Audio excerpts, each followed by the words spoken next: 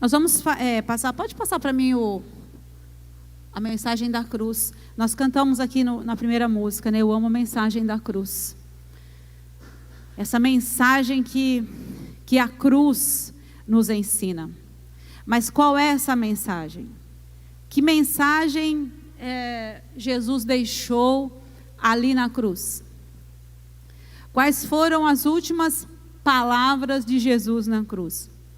O que é que ele expressou ali, naquele momento angustiante, final da vida de Jesus, aqui na terra?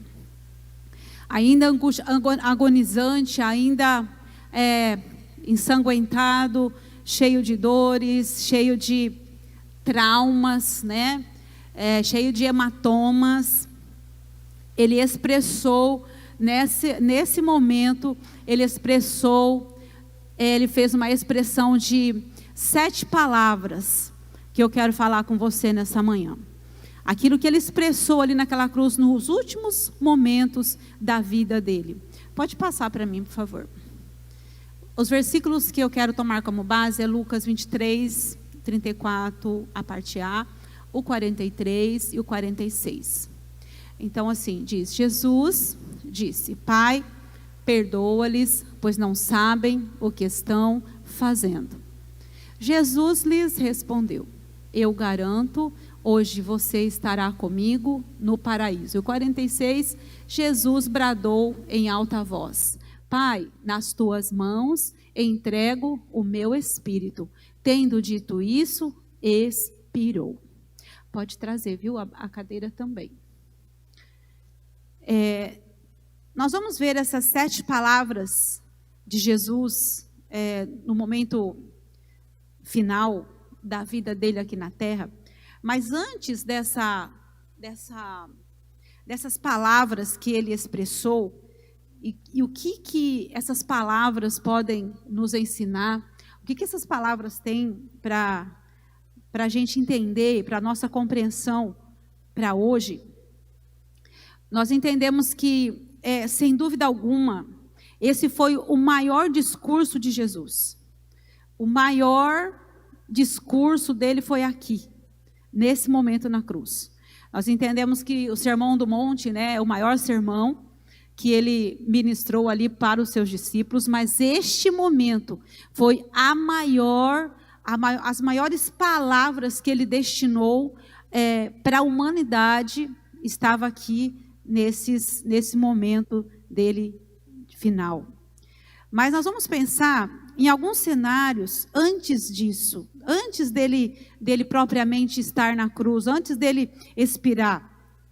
Nós vemos que na quinta-feira, no cenáculo, quando ele estava ali comendo a Páscoa com seus discípulos, quando aquela mesa ela estava posta com o cordeiro assado, com os pães asmos, com o vinho, com as ervas amargas, os discípulos dele estavam ali discutindo quem seria o maior e o mais importante. Os discípulos conversavam e discutiam quem vai ser o maior e o mais importante.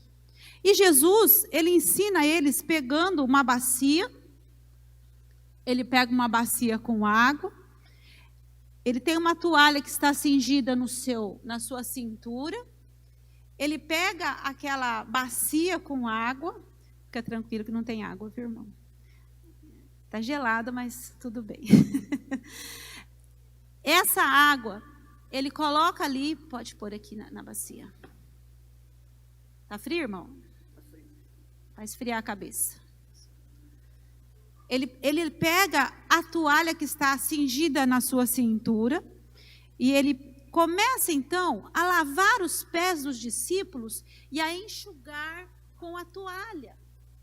Ele começa a lavar e enxugar os pés, dizendo, sem palavras, para eles assim: antes de eu ir para a cruz, eu estou ensinando uma lição de humildade. É importante vestir-se de humildade antes de eu entrar na cruz. E ele dizia assim: da mesma forma que eu estou fazendo com vocês, façam vocês também. Pode ir fazer a mesma coisa, viu, irmão? Lava o pé dos outros irmãos, lava os pés dos discípulos, a quem você puder fazer. Tá bom? Deus abençoe. Pode ir, pode levar a bacia. Então ele representa naquele momento a humildade. Ele está dizendo ali, sem palavras, que era necessário vestir-se de humildade. E nesse momento, justamente no momento onde os discípulos estão em discussão, quem vai tomar o lugar, quem vai ser mais importante, quem vai ser o maior, enfim, Jesus veio para nos ensinar a ser humildes. Ele veio para nos ensinar que nós precisamos colocar as pessoas muitas vezes acima de nós. O que não acontece muitas vezes, que nós queremos sempre ser os maiores, não é?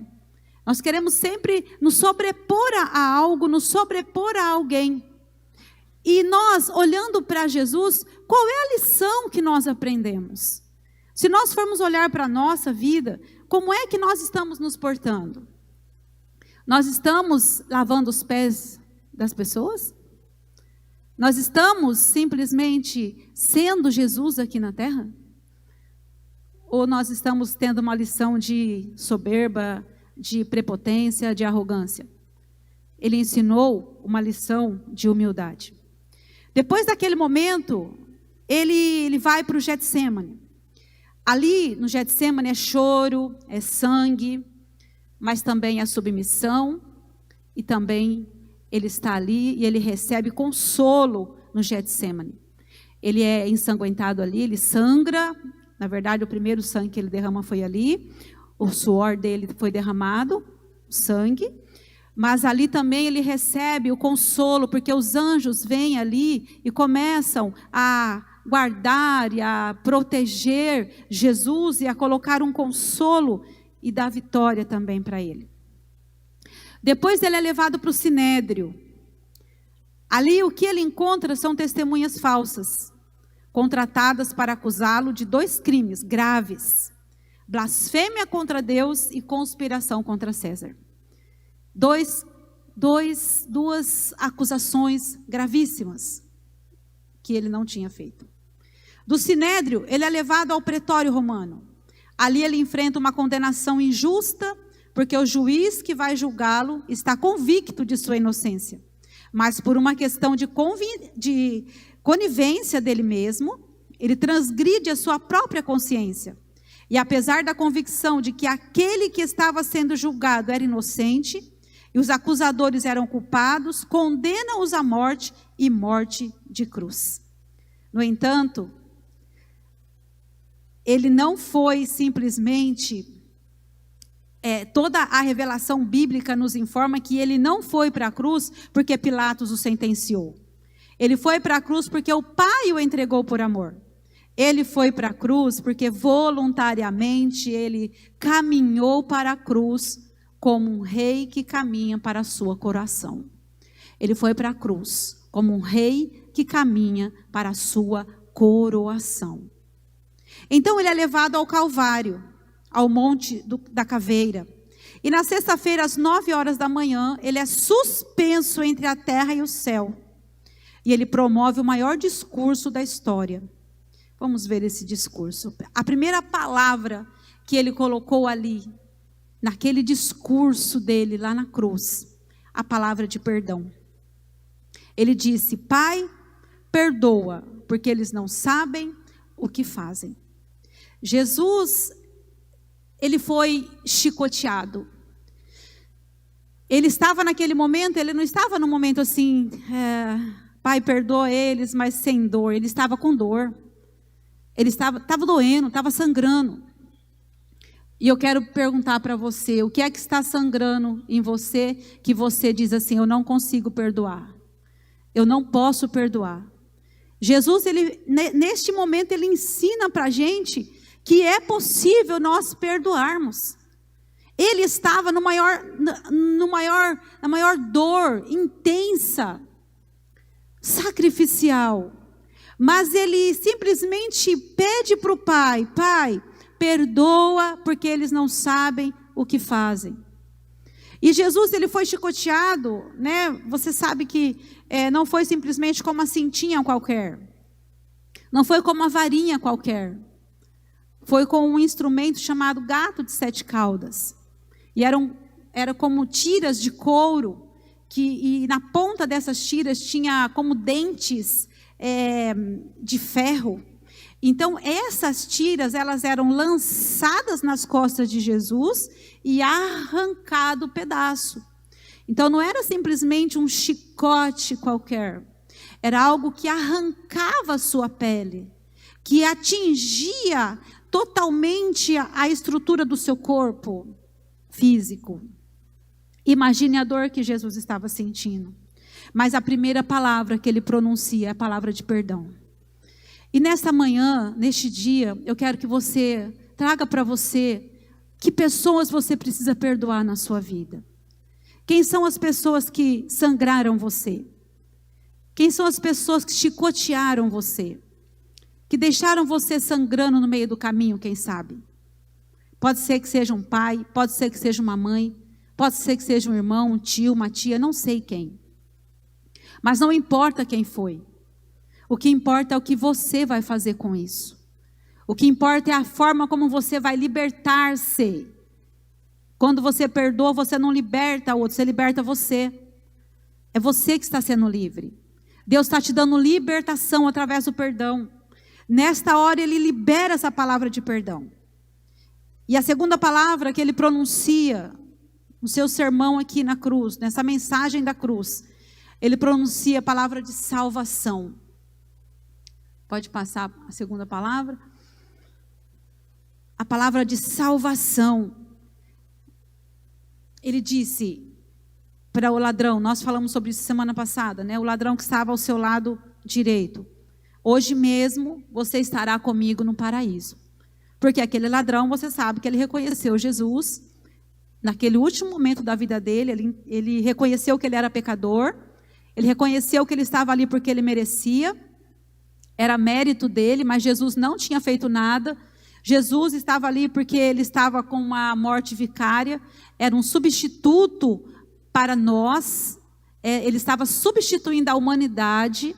Não era ele o pecador. Ele estava ali levando os nossos pecados, mas ele estava ali como um substituto, como um cordeiro que vai ao matadouro levar o pecado de todos.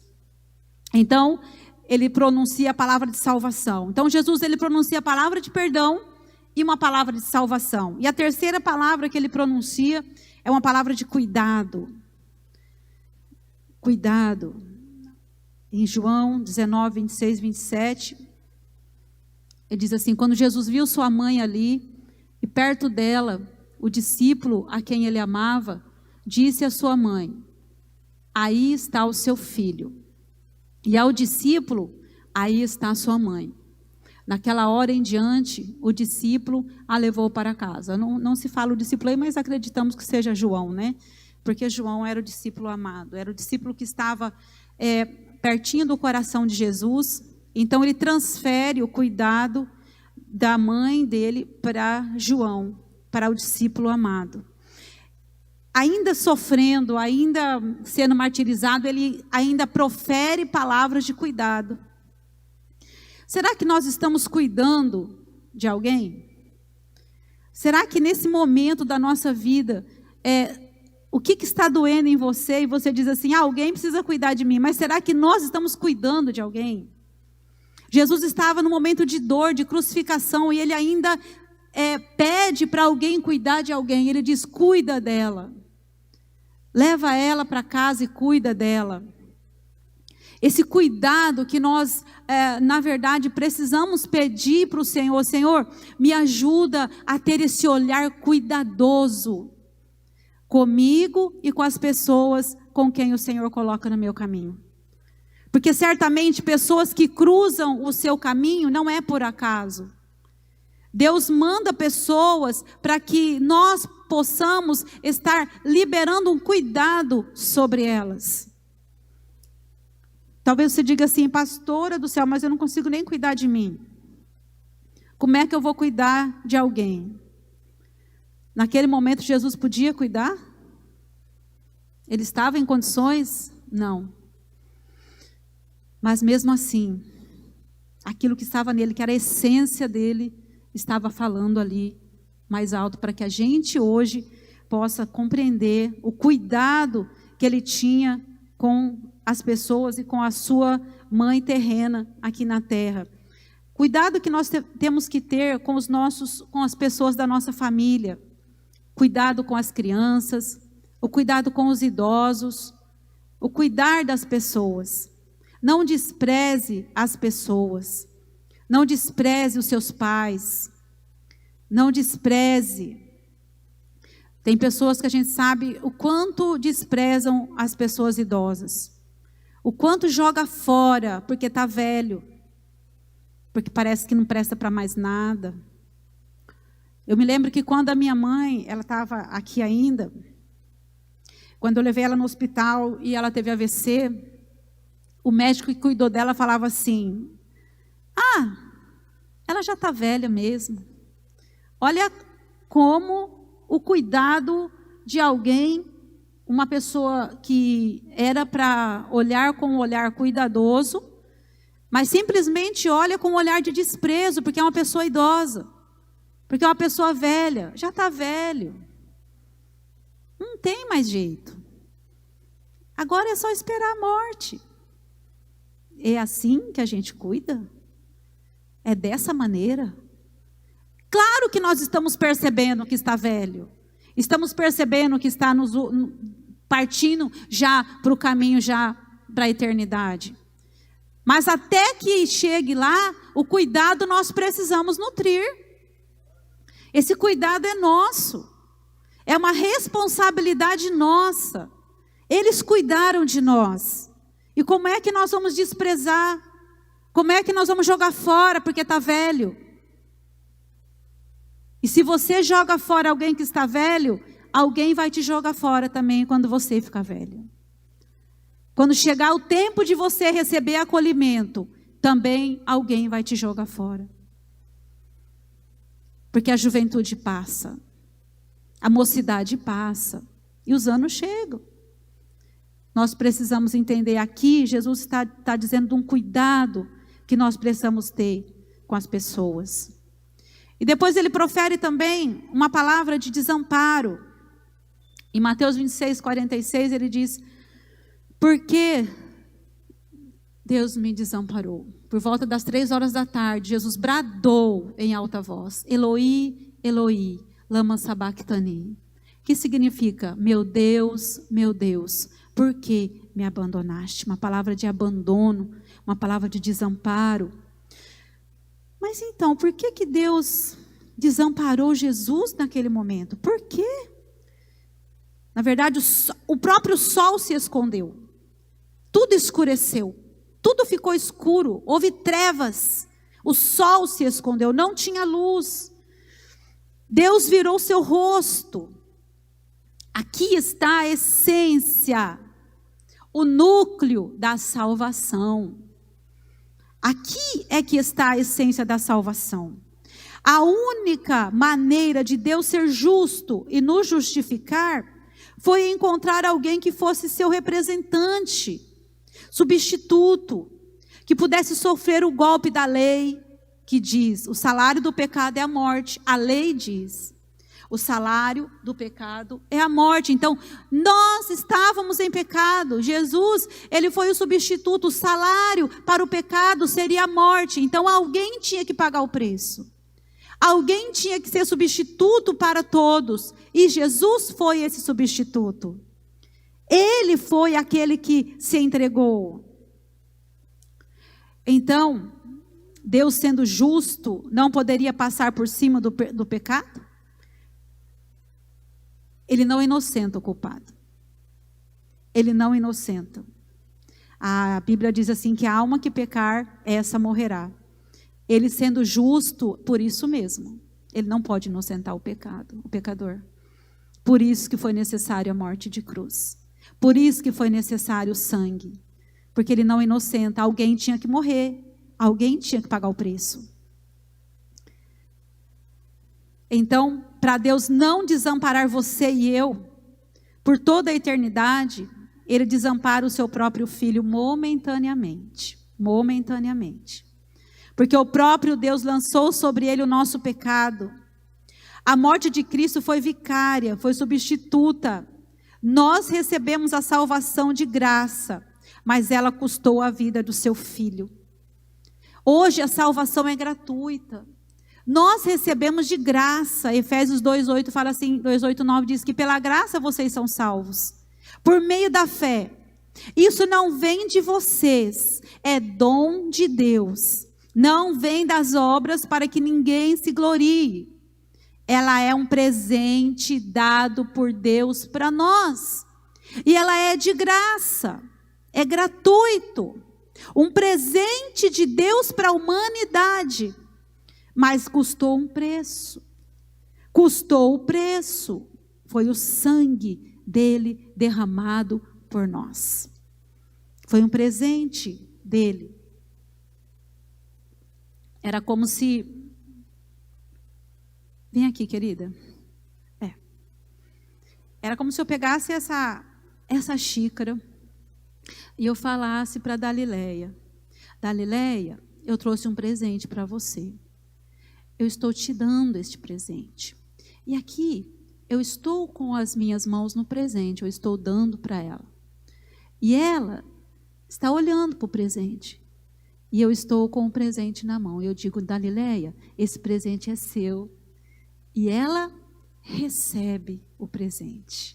E ela pega o presente. Obrigada, querida. Esse presente Deus deu para nós. Sabe, enquanto nós estamos só olhando para o presente, simplesmente olhando, achando legal. Acho legal. Presente. Quem gosta de presente aqui? Vocês não gostam, não? Não gosta, Cléo? Opa, eu gosto. Nós gostamos de presente. Mas quando a gente só fica olhando para o presente, achando muito bonito, legal. Ah, Jesus é bom. Ó, que homem bom. Maravilhoso. Morreu por mim. Joia. Mas enquanto eu não recebo esse presente, eu só estou admirando. Mas não é meu. Ele disse: nós precisamos receber, é uma dádiva, é um presente do céu para cada um de nós. E presente é presente, ele não cobra nada. Ele já pagou. Ele não cobra, ele já pagou. Entende? Mas nós precisamos aceitar esse presente. Porque alguém dizer que Jesus é um homem bom, eu reconheço Jesus como um homem bom, eu reconheço que Jesus ele fez isso, fez aquilo, mas não aceitá-lo, mas não abrir o coração de verdade, e não aceitar esse presente dentro de você, só vai ficar olhando, e não vai fazer efeito nenhum na sua vida. Você precisa receber. Eu recebo esse presente na minha vida, eu recebo no meu coração, porque ele foi por mim. Você precisa bater no seu peito e dizer: foi por mim que ele morreu. Ele morreu pela minha vida. Ele me amou. Porque se você ficar olhando: ah, tá bom, ele amou fulano, ele amou ciclano, ele amou Bertano, mas eu não acho que ele me ama, não. Não acho. Sabe por quê? Porque se ele me amasse, eu não estava sofrendo assim, não. Se ele me amasse, eu não teria essa angústia, não. Se ele me amasse, eu não teria passado por um processo de depressão, não. Os processos que nós temos que passar não significa que ele nos amou menos. Ele nos amou muito, muito, muito. Amou tanto que ele escreveu, na verdade ele esculpiu na cruz: te amo. Já viu aquelas pessoas que escrevem lá nos balãozinhos, né? Te amo. Escreve às vezes em cartinhas: te amo. E Jesus, sabe o que ele fez? Ele esculpiu lá, Deus esculpiu na cruz: eu amo você. Ele não simplesmente foi numa fumaça de nuvem que vai embora, mas esculpiu na cruz, e ninguém pode apagar, porque está registrado. A quinta palavra, a palavra de agonia. João 19, 28. Mais tarde, sabendo então que tudo estava concluído, para que a Escritura se cumprisse, Jesus disse: tenho sede. Tenho sede. Nesse momento aqui, essa palavra que Jesus se revela como homem, ele diz: eu tenho sede. Ele teve agonia, e eles ofereceram para Jesus vinagre. Eles ofereceram para Jesus algo que aumentava ainda mais a sede. Ele disse: eu tenho sede. Ele estava agonizando, agonizando.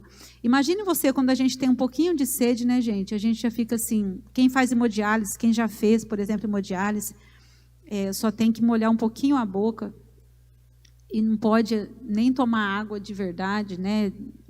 Aquele gole gostoso. Tem que ficar molhando um pouquinho a boca, golinho pequenininho, não pode ficar bebendo muita água. Imagina Jesus ali agonizando, com sede, porque ele estava declarando ali que ele veio como homem. 100% Deus e 100% homem. E também nesse momento, na sexta palavra, ele profere aqui uma palavra de vitória, a palavra da vitória. João 19, 30. Tendo-o provado, Jesus disse: está consumado. Com isso curvou a cabeça e entregou o seu espírito. Nesse momento, essa palavra consumado no grego, ela tem um significado tetelestai. Esse significado, ele apresenta 3 significados, essa palavra tetelestai. Significa, primeiro, um significado doméstico.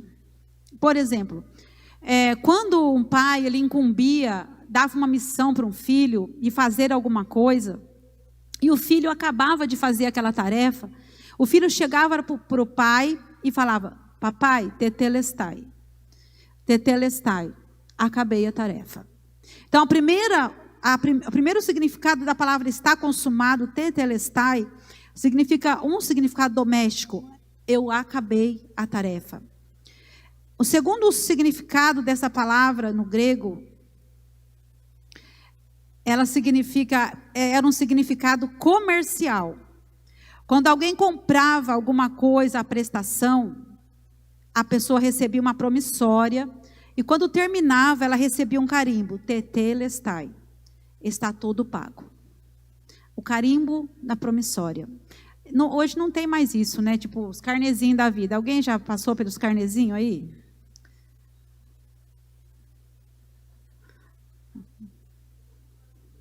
Só um pouquinho.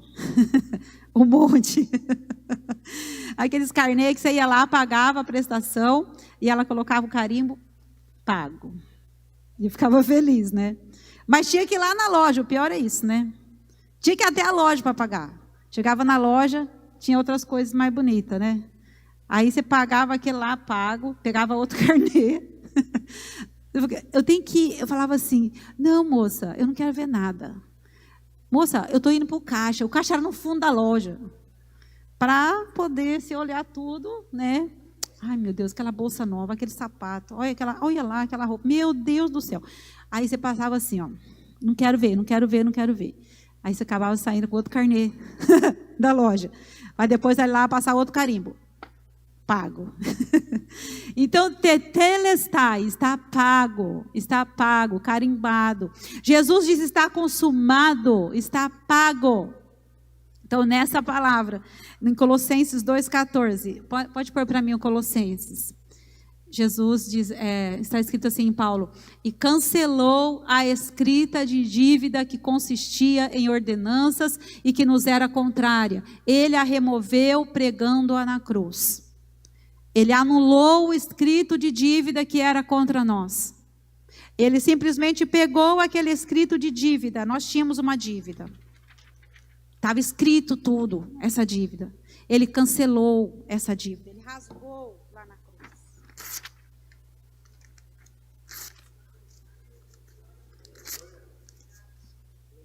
Não deve nada.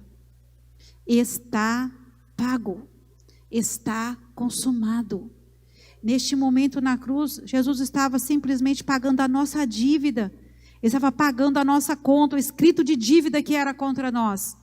Jesus cancelou a nossa dívida. E além disso, Ele creditou da nossa conta a justiça dele. Ele cancelou a dívida e ainda colocou um crédito lá. Ô, coisa boa, hein? Alguém colocar um crédito na sua conta e falar assim, uau, só podia ser alguém que me ama muito. Colocar um crédito na minha conta. Você olha lá, está vermelho, de repente alguém lá vai e acredita na sua conta, você fala assim, alguém fez um depósito na minha conta. Alguém acreditou na minha conta. Alguém que você nem imagina, alguém que gosta muito de você, acreditou na sua conta. E Jesus, Ele nos ama muito, então Ele creditou a sua justiça na nossa conta.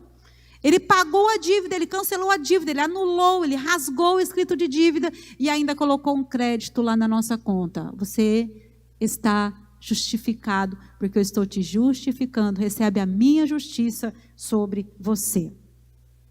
Jesus, Ele cancelou essa dívida. E depois tem um terceiro significado, que é o imobiliário. Significado imobiliário. Quando alguém comprava uma propriedade, depois de quitar tudo, era a hora de receber o direito de posse dessa propriedade. A escritura registrada com o carimbo, Tetelestai. Pai, estou entregando a escritura registrada da vida eterna a todos aqueles que creem em mim. Direito de posse de vida eterna. Ele nos deu essa escritura registrada. Ele entrega para nós uma escritura registrada, carimbada, escrita Tetelestai. Eu estou entregando essa escritura nas suas mãos. Essa escritura é uma escritura de posse de vida eterna. E essa escritura nós sabemos, reconhecemos que essa escritura, nós olhamos para ela e nós dizemos assim, eu tenho direito de vida eterna. Porque o meu Jesus pagou por mim. O meu Jesus, Ele foi sacrificado por minha causa.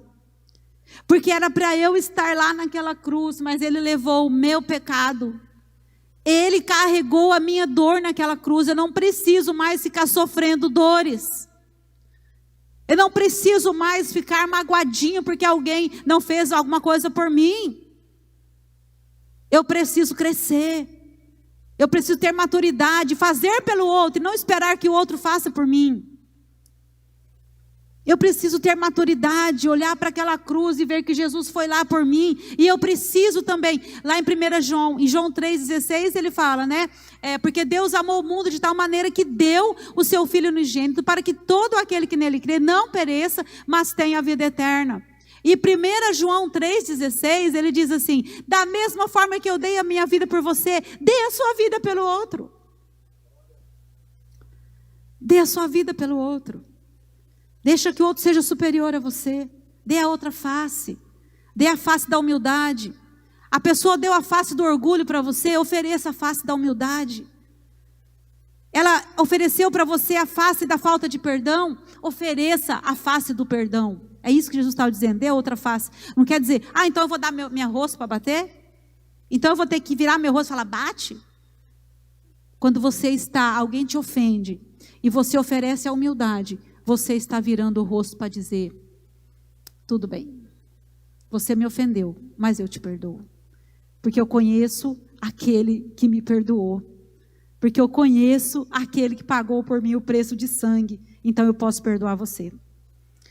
E a última palavra, a palavra da rendição, Lucas 23, 46. O pessoal do louvor pode subir, viu gente? Jesus bradou em alta voz, Pai, nas tuas mãos entrego o meu espírito. Tendo dito isso, expirou. Pai, nas tuas mãos eu entrego o meu espírito. Jesus, Ele terminou a sua missão. Ele estava dizendo, eu vou voltar para casa agora.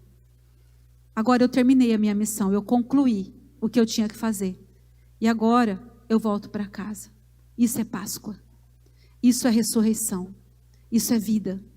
Isso é Jesus. Ele terminou a missão. Tetelestai. Ele cumpriu o que ele tinha que fazer. Papai, eu já estou terminando a obra. Eu estou cumprindo o propósito pelo qual o Senhor me trouxe para cá. Então, nesse momento ele diz: está consumado, nas tuas mãos eu entrego o meu espírito. E ele expirou, e ele voltou para casa. Ele veio do Pai e ele voltou para o Pai. Ele sabia que ele tinha uma missão. O Pai tinha entregado a autoridade, toda a autoridade para o Filho. E ele sabia que ele ia voltar para casa. Ele sofreu, mas ele tinha uma visão. Lá em Hebreus fala que por causa desta visão que ele tinha, ele não abandonou a cruz. Por causa desse propósito que ele tinha de voltar para a casa do Pai, ele não abandonou a cruz. E eu quero perguntar para você hoje: você está abandonando a sua cruz? Você está deixando para lá a sua cruz? Jesus disse assim: aquele que quer vir após mim, negue-se a si mesmo, tome a sua cruz e me segue. Aquele que não deixa pai, aquele que não deixa mãe, aquele que não deixa amigos, aquele que não deixa posses, aquele que não deixar a vidinha que gosta muito por amor de mim, não é digno de mim. Não é digno. Quando você simplesmente entender que você, apegado-se a tanta coisa aqui na terra, você não quer deixar, porque você não quer simplesmente carregar a cruz. Você quer simplesmente deixar a cruz. Tome a sua cruz e siga Jesus. Deixa de lado as coisas que você precisa deixar. Vai valer a pena. Para Jesus, valeu. Sofreu, morreu, se entregou, se humilhou, perdoou. Mas hoje, Ele está sentado à direita do Pai, como um vencedor. E hoje, sabe o que Ele está fazendo? Agora, intercedendo por mim e por você. Nós temos um intercessor no céu. Jesus, quando Ele passou por aqui, Ele orou pelos seus discípulos, no João 17, Ele faz uma oração sacerdotal, e Ele diz assim para os discípulos, Ele olha para os discípulos, e Ele fala: Pai, eu não te peço que o Senhor os livre do mundo, mas que o Senhor os preserve do mal. E da mesma forma, Ele estava orando para os discípulos, e Ele fala assim: Pai, mas eu não peço somente para estes aqui, ó, que estão ao meu lado. Eu peço por todos aqueles que um dia vão crer no meu nome. Eu peço por todos aqueles que um dia vão conhecer a mim. E hoje eu estou incluída nisso. Você também. Você está incluso na oração sacerdotal de Jesus. Você que entregou a sua vida a Cristo. Você que entendeu o plano de salvação, que se rendeu a Ele, que tem uma vida rendida ao Senhor. Então você entendeu que você está debaixo da oração sacerdotal de Jesus.